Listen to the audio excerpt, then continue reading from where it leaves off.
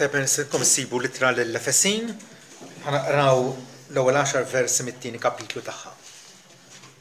فسين 2 فيرس 1. قولي لكم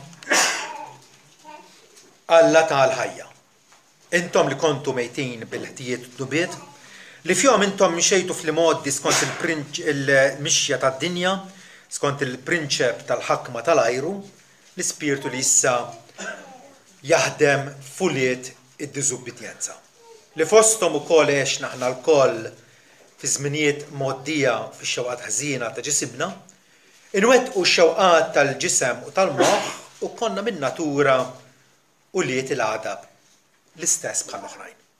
اما الله اللي هو اني في الهنينة المهبة كبيرة تياو اللي بيهبنا وكل متى كنا ميتين في الدنوبيت تانا الحياة في المكان مع كريستو بالجراتسيا انتم سالفاتي وقيمنا في المكان وقعدنا في المكان في السماوات في كريستو جسو باش في الزمنيت اللي جايين يوري لانا تالعجب تالجراتسيا تياو في التيبة تياو بيرمتس تا كريستو جسو اش بالجراتسيا انتم سالفاتي بيرمتس تالفيدي ودان مش منكم انفوسكم دان هو دون تالا مش من لوبري باش حد ما يفتحر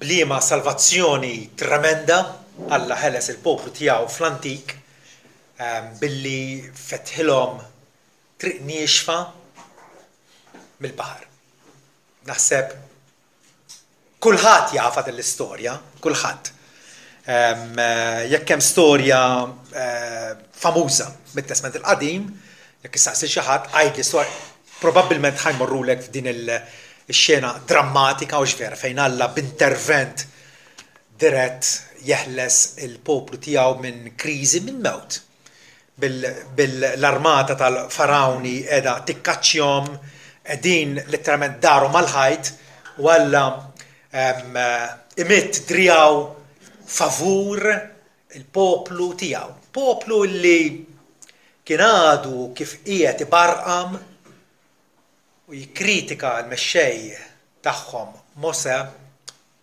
متى قالوا له مش احيا خليتنا باش نموتوا فلجتوا يقاو ما كانش مقبر ماك ما خرجنا ما قلب في الجراتسيا تياو يسالفها للناس اللي ما حقهمش يكونوا سالفاتي ودان هو الله تاعنا الله اللي بقى يورينا سالفاتسيوني اسا ويس سوبريور ويس احيار من ديك تاللوت متى اسمو البحر الاحمر يا سالفاتسيوني اكبر يا سالفاتسيوني بسالفاتور احيار الله لسه يحلس البوبلو تياو بالذنوب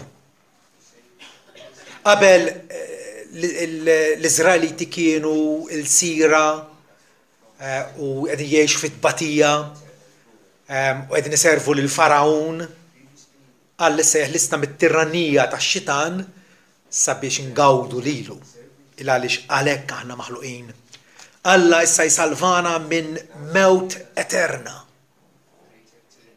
من كاستيك اللي يدوم على الاترنتا داك اللي البيبي سيحلو الانفيرن النار اللي ما ينتفيش الله يسالفانا من الادب تياو ستاس لعليش احنا ناس حليا اللي خدنيها كونترا الله فرطانت الله في محبته على محبة كبيرة تياو اللي بيحبنا وكل ما كنا ميتين في ذنوبيتنا مفرودين منه مقطوعين منه منام احنا في تشوخ الله سالفانا بالجراتسيا انتم سالفاتي وموسى داك النهار متى البوبلو كان قاعد يبانيكيا كان قاعد يعيط كان قاعد مفشول ما يعرفش صعبت يعمل probabilmente قاعد يعتخى اللي ديجا سيقع فيتما تالارماتا اجيتسيانا موسى يعيدلهم داون البريتشيزي كلمات لا تبزاوش اقعدوا كويتي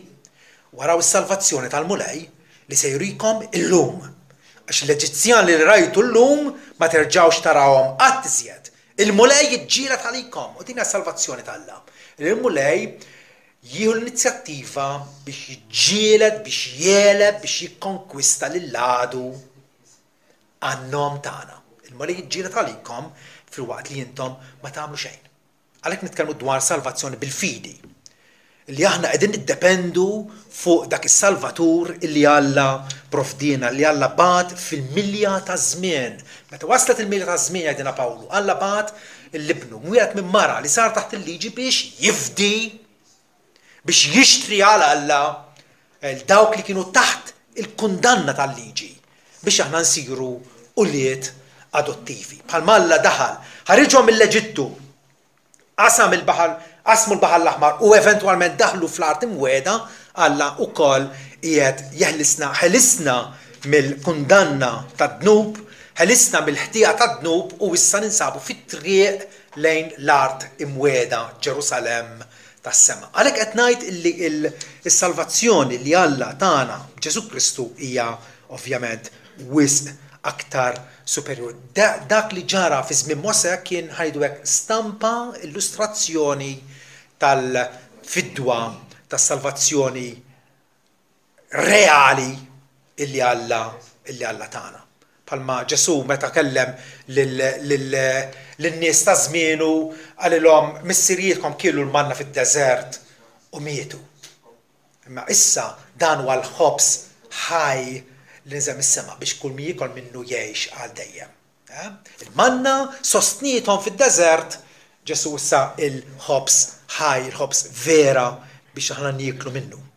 Nitkellmu ħafna dwar il-ħtieġa li biex insalvaw jeħtieġ li nemnu fis-sit Ġesu Kristu, illi nafdaw fih. Ġesu nnifsu.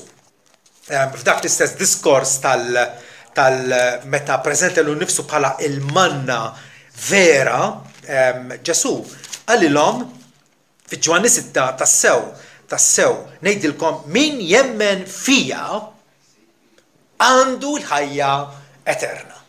Hija dikjarazzjoni tremenda. Min jemmen fija għandu il-ħajja eterna. Ma preċiżament xi tfisser temmen fija. Mardux ninfixlu hawnhekk jew niżolqu fin-niexa fejn nkunu ċarismi. Għandna l-istorja famuża ta' dak l-assis tal-ħabs, raġel tal-familja, xogħlu kien li jassess il-ħabsin jekk jaħarbulu allura mhux biss jitlef l-impjieg ma' ħajtu stess.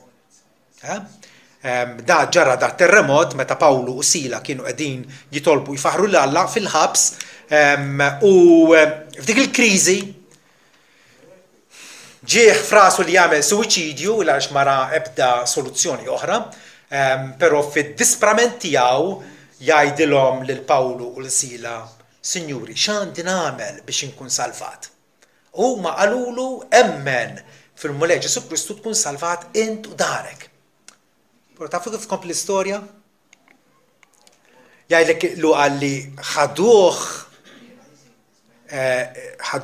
dakinhar stess u komplew ifissrulu l-kelma tal-Mulej. Aħna ngħidu tweġiba qasira konċiża ħafna biex issalva emmen fil-Mulej Ġesu Kristu. Però xi tfisser? Temmen.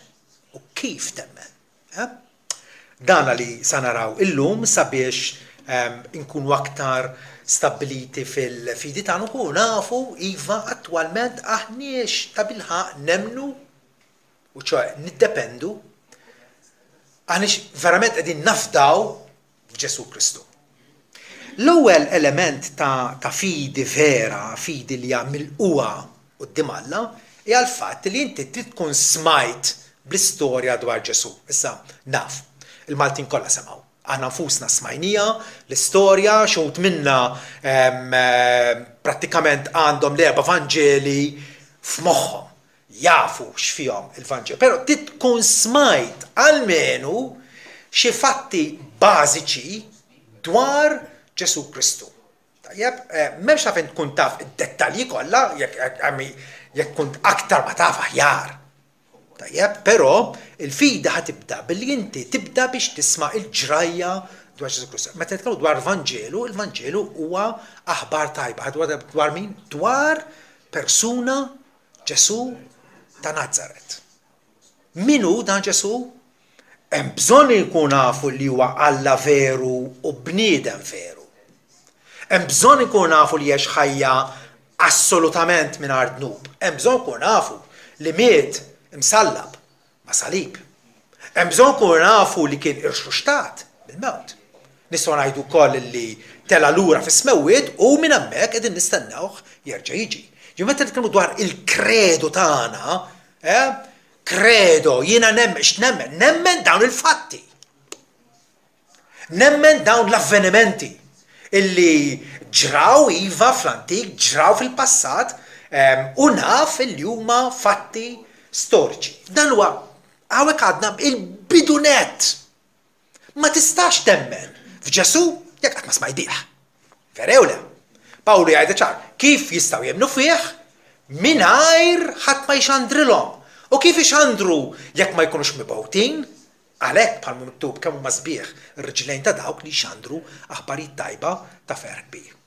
Il-fidi tibda billi aħna nkunu nafu fatti bażiċi importanti dwar Ġesu Kristu.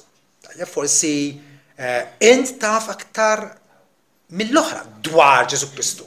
Però dawn il-fatti bażiċi rridu nkunu nafuhom. Huma veritajiet li nafu li huma veritajiet għaliex huma misjuba fl-iskrittura mqazza. Issa jista' jkun li xi ħadd ieħor għallek dwar Ġesu. Forsi inti litterat, forsi ma tafx taqra, ma importax. Bibja tgħid imbierek min jaqra u imbierek min jisma' il-kliem tal-profezija.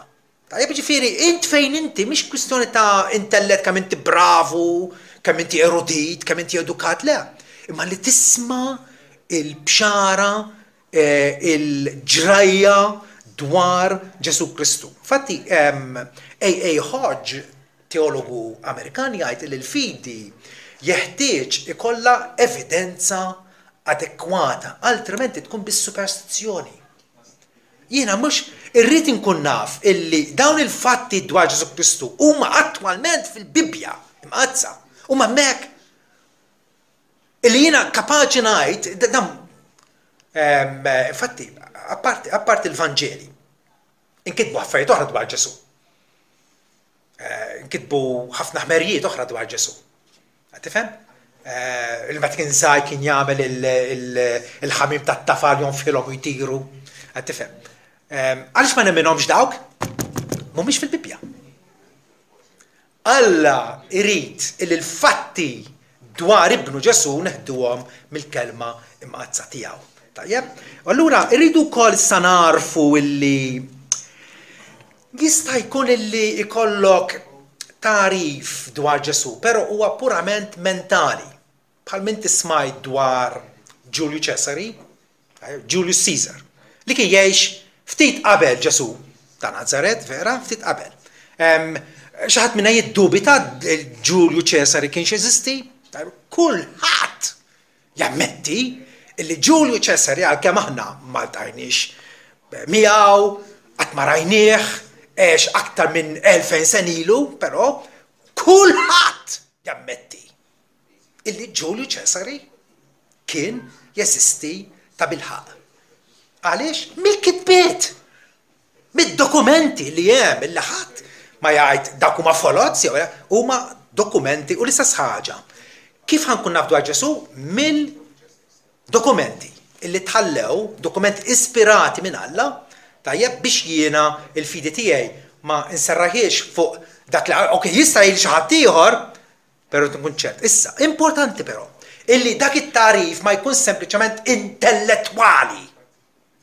Bħalma jiena nista' nitgħallem ħafna dwar Galileo Galilei, u nista' nitgħallem ħafna dwar Shakespeare, tajjeb, u kif jaffettwani fil-ħajja ma jfettwani xejn.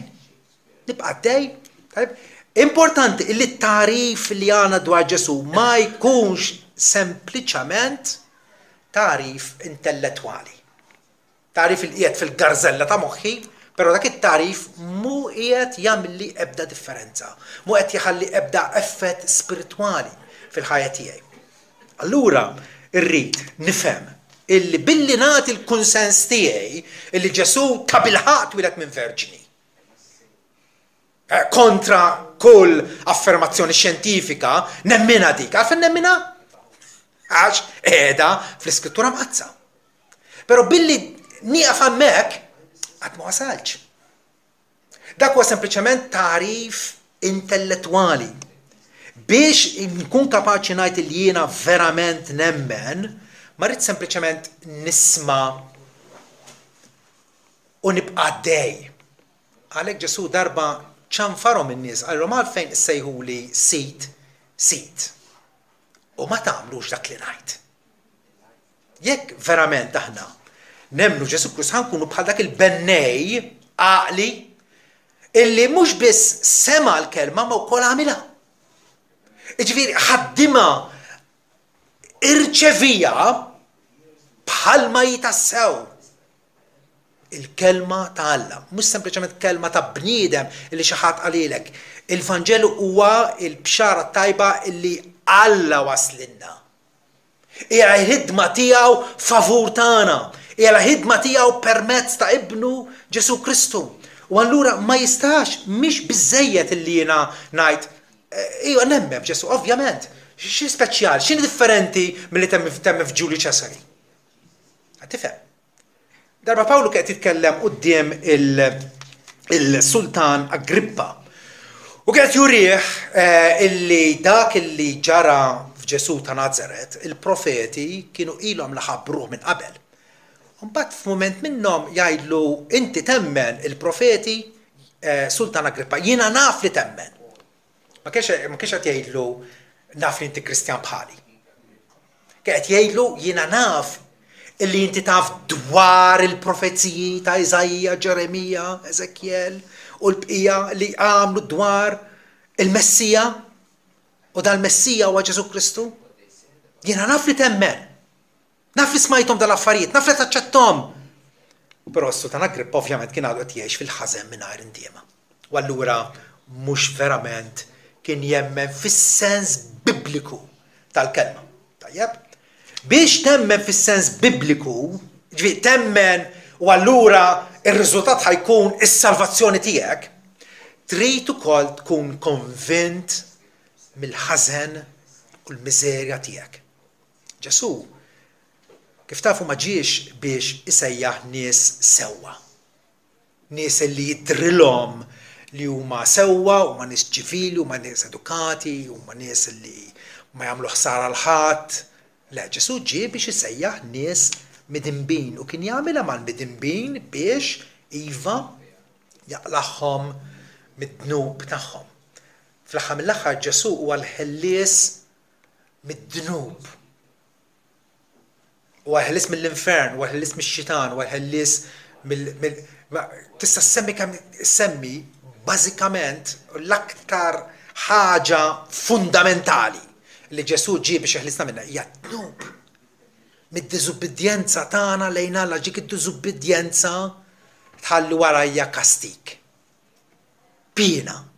U mhijiex piena faċli. Hija eternità ta' sofferenza fl-għadira tan-nar u l-kubrit. U ma nitlux fi kwistjonijiet u x'vera nar jekk mhux vera nar huwa għar minn nar kif nafu aħna. Ġesu ġie biex jeħlisna mid-dnub, għax id-dnub ħalli konsegwenzi serjissimi. U rridu nsiru konxi iva li aħna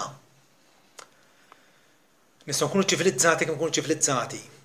Però finalment il-Bibja tiddeskrivina bħala midinbin. Ġesu qal jien ħanibatilkom l-ispirtu tal-verità. Meta jiġi hu jikkonvinċi lid-dinja, ġoj lin-nies in ġeneral, li għandhom ħtija rigward id-dnub l-ewwel ħaġa. Dwar affarijiet oħra, dwar ġustizzja, dwar ġudizzju iva. Ma l-ewwel ħaġa li jsemmi x-xogħol tal-Ispiritu Santu huwa meta Alla għandu fil-ħsieb tiegħu illi jirbaħ bniedem għalih innifsu kif smajna storja l-istorja ta' ħuna Ian. Kif? Billi jibda jikkonvinċina mid-dnub personali tiegħi. Faċilment noqogħdu naraw dak u ieħor u nsemmu u npesbsu u nikkritikaw l ħadd ieħor. il-modija tas-salvazzjoni tinsab filli aħna nibdew insiru konxji tad-dnub tagħna. L-isbal li qed isir f'ħafna knies evanġeliċi u bnadi oħra hija fejn il-Ġesu qed iħarsu lejh bħala dak li jħelsek mill-faqar u dan jsir iżjed fl-Amerika t'isfel, fl-Afrika, ovvjament f'pajjiżi fejn hemm ħafna faqar, Ġesu jħarsu lejh biex ma jibqgħux foqra. Jew biex jħelsek mill-ignoranza, tajjeb, jew biex jħelsek mill-mart fiżiku, xi ħaġa li nafu konxi tagħha. Le, Ġesu ġie biex isalvana mid-dnub.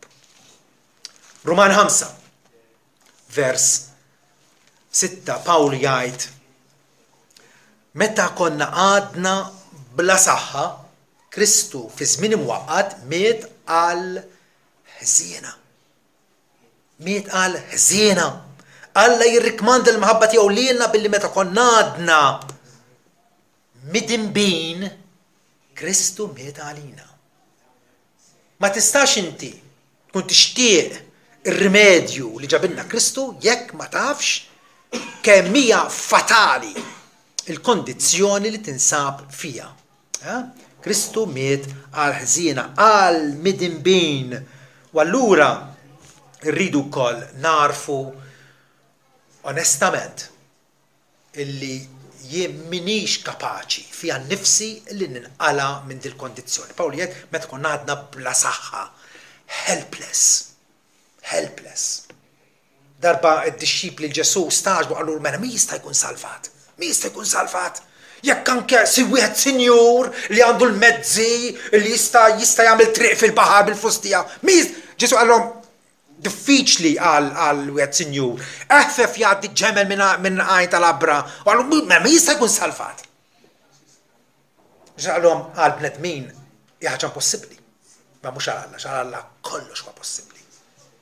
Allura il-fidi tintwera meta aħna nkunu tajna lil nfusna, tajna jiesna minna nfusna u għedin ħarsu il-barra lejn xi ħadd ieħor. U da xi ħadd huwa Ġesu Kristu. Mhux ħares iżjed lejja x'kapaċi nagħmel, x'kapaċi nikkontribwixxi, kif nista' le. Isktu għalilhom Mosè, isktu waraw s-salvazzjoni li Alla jħad jagħmilkom illum f'waqt li intom ma tagħmlu xejn. Dik għal-fidi. Fil-int ma tippruvax, ma tkomplix tipprova s-salva kien nifsek imma tara li din is-salvazzjoni hija l-opra tal-Alla għalik. Xi ħaġa li anke Ġona ara fadin irrealizza meta kien fiż-żaq tal-balena, probabbilment kienet balena, għalkemm il-Bibja ma però fiż-żaq qal is-salvazzjoni hija tal-mulej. Hija tal-mulej. U l-mulej kien il-mbagħad salvaħ minn dik il-qagħda kritika tiegħu. Kellu raġun l-Apostlu Pietru meta quddiem nies antagonistiċi għalih u għal sħabu għalilhom m'hemm ebda isem ieħor moti taħt is-sema li bih nistgħu nkunu salvati li f'dak ta' Ġesu waħdu. Il-fidi tħares il-barra minna nfusna. Mhix kwistjoni li jient setejn lek innifsek. Il-famuż proverbju, ejn lek innifsek biex Alla jgħinek. F'dal-każ le. F'dal-każ iskot u wara s-salvazzjoni l-mulej se jaħdem għalik illum. Nkunu kapaċi ngħidu li jiena nemmen ta' bilħaq meta għandi konfidenza illi bi grazzja pura u ċoħe mhux għax ħaqni Alla jilqani fiħdanu minħabba Ġesu Kristu. Ġesu huwa raġuni waħda u valida għalfejn Alla kapaċi jiġġustifikani. Għalfejn Alla kapaċi jilliberani minn kull ħtija. Pawlu jgħid fil-Littra l-Galatin illi aħna ġustifikati bil-fidi u mhux bl-opri tal-liġi, għax bl-opri tal-liġi ħadd mu ġustifikat. Bli nagħmlu aħna ħadd mu ġustifikat. l-opra ta' salvazzjoni hija l-opra ta' Kristu. Aħna salvati bl-opri, iva, hija l-opra ta' Kristu. Mhux l-opri personali tiegħi. Jien nilqa minant Kristu il-benefattur tiegħi il-ħajja tiegħu. Palma jgħid l-Apostolu Pawlu, jiena msallab ma' Kristu madankollu jien ngħix ma mhux jien huwa Kristu li jgħix fiha. Hekk u hekk biss insiru sewwa malla. Hekk tingħatalna s-salvazzjoni u l-paċi malla b'xejn. Tiftakruha il-dikjarazzjoni sabiħa tal-Apostolu Pawlu fir-Ruman 5 vers 1. Għalhekk billi aħna ġustifikati bil-fidi għandna s-sliem ma' Alla permezz ta' Sita Ġesu Kristu. Għandna s-sliem ma' Alla. La darba Alla għata s-sentenza favur tagħna minħabba il-mewt u l-rixox ta' Kristu għannom tagħna, allura għandna s-sliem miegħu. Dik hija l-unika raġuni għala aħna nistgħu inserħu ruħna illi ta' bilħaq ninsabu sewwa malla. Tajjeb, allura il-fidi vera tintwera meta jiena ħobb ngħidilha fiduċja. Fiduċja. Kelma Latina li prattikament mit-Taljan ħadnija u nużawha. Hija tiftija maħjar. Meta inti jkollok fiduċja f'dak li jkun, terħi ruħek f'idejh. Se huwa kirurgu li ħamillek operazzjoni qabel ma jibdik tajjeb jagħtik il-lopju, mhux biex ma tweġġax, biex ma tindaħallux. Ma toħx tibidlu saqajk jew għaliex għax issa l-operazzjoni hija xogħlu. Hija xogħlu għal ġid tiegħek, int ma tagħmel xejn. Għal darba oħra mhux sew. Ieqfu u waraw is-salvazzjoni fil-waqt li intom ma tagħmlu xejn. Ma tagħmlu xejn. U allura fiduċja vera se nirċievu li Kristu se nistrieħu fih. Meta tpoġġi fuq pultruna, tajjeb, impossibbli tpoġġi fuq pultruna u tibqa' mqar ċentimetru ola minn dik il-pultruna fuqha. Ma jistax ikun. Inti ħatintela totalment fuq il-pultruna u l-pultruna ħaterfak, ħassommok. Dik hija l-fiduċja tagħna illi Kristu waħdu kapaċi u attwalment isalvana. Atti 10 vers 43 l-Apostlu jgħid lin-nies lis-semmija tiegħu lilu, preferenza għal Ġesu, lilu il-profeti kollha jiġdu li dawk kollha li jemmnu fih jaqilgħu il-maħfra ta' dnubietom bismu ġifieri bil-ħila tiegħu, bl-intervent tiegħu, bil-passjoni, il-mewt u l-qawmien glorjus tiegħu. Dawk kollha li jemmnu f'ismu li qegħdin juru fiduċja fih. John Wycliffe illi jgħix xi 200 sena qabel Luteru. Bniedem eroj tal-fidi kiex l-Ingilterra illi beda moviment qawwi ta' evanġeliżmu mhux biss ma wkoll sħabu illi beda wkoll jaqleb il-Bibja għall-Ingliż sabiex in-nies jaqraw għalihom infushom. Dan il-famuż John Wycliffe jgħid afda kompletament fi Kristu. Iddependi għal kollox fuq is-sofferenzi tiegħu. Attent li ma tmux tfittex tkun ġustifikat b'xi mod ieħor ħlief bis-sewwa tiegħu. Il-fidi f'Sidna Ġesu Kristu hija suffiċenti għas-salvazzjoni tagħna. Bil-forsi li tkun qed tpattija d-dnub skont il-ġustizzja tagħha. Il-persuna li twettaq li tpattija tkun Alla u bniedem, ċoe Ġesu Kristu. Ġesu waħdu seta' jagħmel dak ix-xogħol. U allura jiena ħankun emment verament meta nerħlu nnifsi totalment f'idejn Ġesu Kristu bħala il-mulej u l-salvatur uniku tiegħi. Ħatarmi l-krozzi l-oħrajn, ħatarmi l-għajnuniet l-oħrajn, Ek konna, ek trabbejna, ovvjament il-qalb umana hija idolatruża, tfittex l-affarijiet, tfittex kollox u kulħadd li fil-Alla veru. Kellna ħafna krozzi. Kellna ħafna krozzi. Dak il-krozzi jridu jintremew sabiex inħadnu lil Ġesu Kristu. Bħal l-Apostlu Pietru. Meta Jesu qalilhom, ma intom ma trux morru kollox veru. U ġew Pietru qabesu qallu mula qed min immorru. Int għandek il-kliem ta' ħadd dejjem. U aħna emminna u nafu li int li bentalla. Pietru ma ġiex moħħu għaz biss ħolom li jista' jmur għand ġatt ieħor ħlief għand Ġesu Kristu. U ħanilqawh bħala Salvatur u Sit.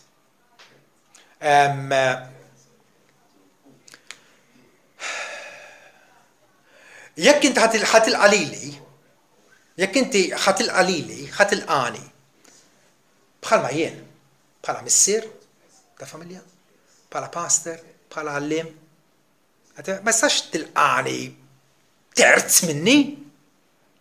Ġesu x'inhu, minu Ġesu huwa s-Sit u s-Salvatur. Hekk tippreżentaħ il-Bibja, hekk pritkaw l-Apostli u hekk iridu nilqgħu aħna. Bħala Salvatur, bħalma qal Erskine, kittieb Amerikan, il-fidi hija id it-tallab. Hija id it-tallab li tiġi mhux biex tagħti, ma biex tirċievi. Tiġi biex tieħu lil Kristu u miegħu kollox bil-ħlas. Meta ħanilqgħu bħala il-Salvatur tagħna, ħanilqgħu qisna, mhux qisna, ħanilqgħu bħala tallaba. Tallaba, falluti. Id it-tallab tippretendi illi tirċievi. Ma tistax m'għandix tagħti. Hija midjuna. Imma wkoll nirċevu wkoll bħala Sit, għax hekk hu. Mill-bidu hekk hu. L-anġli jekk ħabbruh illum tweldilkom fil-belt ta' David Salvatur li hu Kristu is-Sit. Kristu il-mulej. U għas-Sit sovran fuqna. Aħna tiegħu bil-ħolqien ħalaqna hu. Tiegħu bil-fidwa xtranu għalih innifsu. William Booth dana kmieni fis-seklu 20 u l-mara tiegħu Catherine bdew dik li llum hija magħruf bħala Salvation Army, forsi smajtu biha. William Booth raġel tarruħ ħafna l-istinka fuq l-istinka għall-Evanġelju. U ħallilna dan il-kliem tiegħu il-vera laqatni. Vera laqatni. Kien titkellem dwar is-seklu 20 u kien jgħix fil-bidu tas-seklu 20, mit-senilu. Għal nikkonsidra il-perikli ewlenin li konfrontaw is-seklu li ġej, u ċoj is-seklu 20 u li qegħdin ngħixu fih ħanna. Se jkunu ir-reliġjon mingħajr l-Ispiritu Santu u minnaw ħafna, anke msejħa Kristjaneżmu. Ir-reliġjon mingħajr l-Ispiritu Santu, il-Kristjaneżmu mingħajr Kristu u din hija problema. Din hija problema. Mhux biss fl-Amerika, mhux biss pajjiżna, mad-dinja kollha. Kemm il-bniedem ifittex oġġett. U min għalih wasal għax għandu dan l-affarijiet u dan r-riżorsi kollha. Però kemm hija trikk sottili tax-xitan illi għatina l-Kristjaneżmu mingħajr Kristu. Kienet problema mhux biss fi żmien Luteru, vera? Kellhom kollox, kellhom relikwi, kellhom pellegrinaġġi, kellhom tewbiet, kellhom sħaw, min kollox kellhom in-nies. U Luteru rrealizza ma kellhomx il-Kristu, u nnifsu qas kellu l-Kristu, kien patri ma kellux il-Kristu. Għandu raġun William Booth li jgħid il-periklu huwa li jkollna Kristjaneżmu mingħajr Kristu, li jkollna l-maħfra mingħajr indiema. Kemm qiegħda tixxandar illum din? Tista' tibqa' kif inti tkun karnali, tibqa' tgħix fid-dinja tgawdi d-dinja, mingħajr ma tiddivorzja ruħek mid-dinja. Pawlu jgħidilna illi Ġesu Kristu fdina minn din id-dinja ħażina u preżenti tal-lum. fdina minna. U allura periklu maħfra mingħajr indiema, salvazzjoni mingħajr twelit mill-ġdid, il-politika mingħajr Alla u l-ġenna mingħajr infern. Illum kulħadd sejr il-ġenna u l-infern huwa finzjoni. Għandu raġun William Booth, mhux vera. Kif qal Tozer, il-Bibja ma tirrikonoxxi ebda fidi li ma twassalx għall-ubbidjenza. U lanqas ma tirrikonoxxi xi ubbidjenza li ma titqanqalx mill-fidi. Ġifieri l-ewwel qed jgħidilna l-ewwel tittemmem f'Ġesu biex imbagħad tobdieħ. L-ewwel tirrikorri għandu għal maħfra biex imbagħad titgħallem taħfer. L-ewwel titgħallem titmur għandu biex jagħtik it-tjieba tiegħu biex inti tkun tajjeb ma' ħadd ieħor. It-tnejn jgħidilna Tozer huma ż-żewġ naħat tal-istess munita. Il-fidi twassal għall-opri ta' bilħaq, imma l-opri infushom ma jsalvawnix aktarx juru li aħna ta' bilħaq salvati. L-Apostlu Pietru meta kien fil-miġema f'Ġerusalemm u qegħdin jiddiskutu kwistjoni taħraq dak iż-żmien dwar iċ-ċirkonċiżjoni, hemm bżonn ikun ċirkonċiż, hemm bżonn nosservaw liġi ta' Mosè biex ikunu salvati u Pietru qalhom li xejn affattu. Allura aħna nemmnu li bil-grazzja tal-Mulej Ġesu Kristu li nsalvaw bħalhom ukoll. Bil-grazzja ta' Sidna Ġesu Kristu. Bl-intervent tiegħu bħala il-Salvatur tagħna. Pawlu l-Apostlu meta kien għadu Fariżew kellu seta juri ċertifikat kontra ieħor kemm kien tajjeb u kemm seta jkun kwalifikat għal ġenna u jsemmi t-twelid tiegħu ċirkonċiżjoni li kien żelus għal liġi ta' Alla u għal dal-affarijiet kollha stmajthom bħala żibel biex nirbaħ il-Kristu. U ninsab fih, mhux bħala li għandi s-sewwa personali tiegħi li tiġi bl-ubbidjenza tiegħi għal-liġi ta' Alla, imma bil-fidi fi Kristu. Importanti illi il-fidi tagħna nibbażawha fuq Ġesu Kristu li għabbażi tal-Kalvarju rebaħna għalih innifsu. Rebaħna għalih innifsu mhux sabna tajbin, anzi għal-kuntrarju sabna ħsiena, sabna mitlufin, sabna bla tama. C.S. Lewis smajtu bih. C.S. Lewis kittieb Ingliż fi żmien l-aħħar gwerra jgħid il-Kristjan ma jemminx li Alla se jħobbna għax aħna tajbin.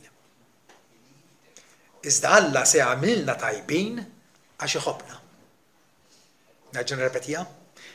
Aħna ma nemmnux li Alla se jħobbna għax aħna tajbin. Imma l-kuntrarju. Alla se jagħmilna tajbin għax iħobbna. Isibna ħsiena u jagħmilna tajbin. U allura ftakru dal-aħwa. Il-fidi vera meta Pawlu qal il-kalzrier x'għandek tagħmel? Emmen fil-Mulej Ġesu Kristu tkun salvat. Intu tarek. Hemm l-element intellettwal tkun taf dwar Ġesu Kristu aktar ma taqra l-Evanġelju se jkun Mattew, Mark, Luqa, Ġwanni. U wieħed minnhom aqrom l-erba' ħalli tiltaqa' ma' dan Ġesu ta' Nazaret tkun taf minnu x'għamel. L-element intellettwal, però mhux biżżejjed. Intu kemm ukoll l-element emozjonali, inti taraf il-valur tiegħu. Ġesu qal kif njassatna Alla? Bħal dak ir-raġel li kien qiegħed jagħżaq fl-għalqa u ddaqgħu l-ħinsib it-teżor. Għal-ferħ tiegħu l-qabdu mar bih kull m'għandu biex jakkwista dak it-teżor. Ġifiek inti minn għalik sibt it-teżor u bqajt kif kont. Tittieħu azzjoni biex takkwista għalik innifsek dak it-teżor. Imma hemm ukoll l-element tar-rieda u dan huwa l-element kruċjali. Ħafna nies kapaċi jemozzjonaw ruhom meta semmilhom il-Ġesu, però mbagħad ikomplu bil-ħajja ta' sokor, ta' immoralità, ta' traskuraġni, jinnamraw mad-dinja. L-element tar-rieda huwa nieqes u dan huwa l-element kruċjali. Illi jiena fidi ferma, irrid illi ġenwinament nilqaw lil Ġesu.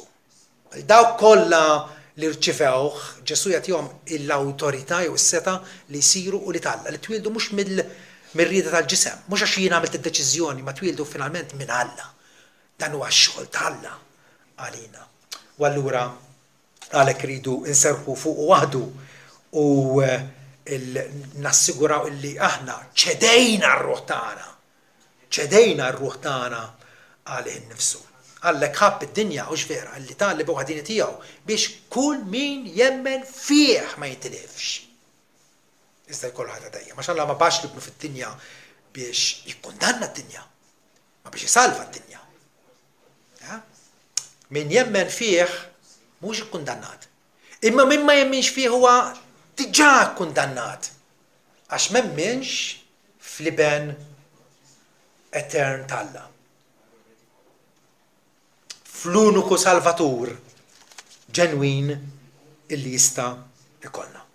Kif tirraġuna allura l-fidi salvivika ħażejħilek, il-fidi li attwalment issalvana? Il-fidi ma salvanix. Ġesu jsalvana. Però aħna rridu nitlu f'kuntatt ma' Ġesu. Kif? Permezz tal-fidi tagħna. Permezz tal-fiduċja tagħna. Permezz tal-fiduċja tagħna. Kif tirraġuna del-fidi? Jiena ktibtek. Wieħed fidi vera iħares lejn Ġesu. U jgħidlu jien imjassar bid-dnub. Kun int il-ħellis tiegħi. Jien mormi il-qani int. Jien għandi qalbi ħażina. Kun int il-kururgu tiegħi. Jien marradi fatalment kun it-tabib tiegħi. Jien id-disprat kun int it-tama tiegħi. Jien barrani mis-saltna tiegħek. Daħħalni fija int. Jien mobbi biħtijieti. Kun int is-sollevatur tiegħi. Jien intertaq bl-ansjetà u l-biża tal-infern farraġni int. Jien eżawrit kun int il-mistrieħ tiegħi. Jien ikkundannat kun int il-ġustifikazzjoni tiegħi. Jien trasgressur tal-liġi divina kun int is-sewwa tiegħi. Jien midjun irreparabilment kun int it-pattija infinita tiegħi. Jien akkużat quddiem it-tron tal-Alla kun int l-avukat tiegħi. Jien frustiera l-Alla kun int il-medjatur tiegħi. Jien delikwentu qattil kun int il-belt tar-refuġju tiegħi. Jien midneb vili kun int is-salvatur tiegħi. Ħajti ifjask totali kun int is-sit uniku fuqi. Dak li jonqosni fija nnifsi jiena nsibu fik.